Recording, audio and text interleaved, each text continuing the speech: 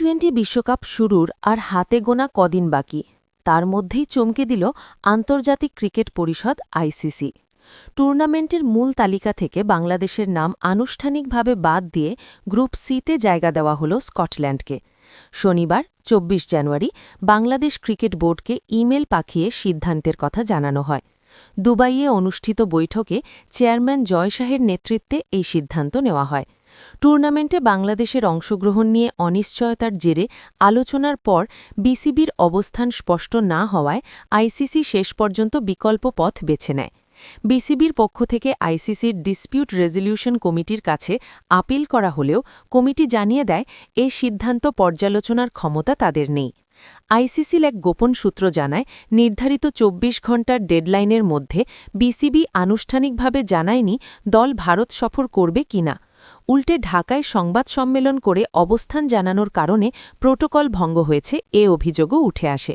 ফলে আইসিসি আর অপেক্ষা না করে বিকল্প দল নির্ধারণের পথেই হাঁটে। বিসিবি চূড়ান্তভাবে নিরাপত্তা শঙ্কার কারণ দেখিয়ে বিশ্বকাপে ভারত সফর না করার কথা জানায়। এর ফলে সময় নষ্ট না করে স্কটল্যান্ডকে বাংলাদেশের জায়গায় অন্তর্ভুক্ত করা হয়। টুর্নামেন্ট শুরুর ১৫ দিনেরও কম সময় থাকায় এই সিদ্ধান্ত সাংগঠনিক দিক থেকেও অনেকটাই সুবিধাজনক বলে মনে করেন আইসিসি কর্তারা।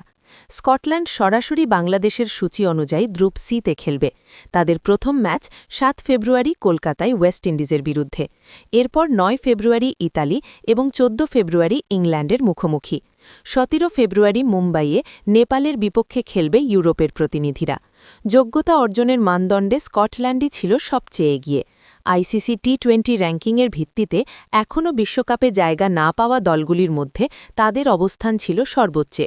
পাশাপাশি সাম্প্রতিক পারফরমেন্সেও পূর্ণ সদস্যদের বিরুদ্ধে স্কটল্যান্ডের লড়াকু ধারাবাহিকতা আইসিসির সিদ্ধান্তকে আরও যুক্তিযুক্ত করে।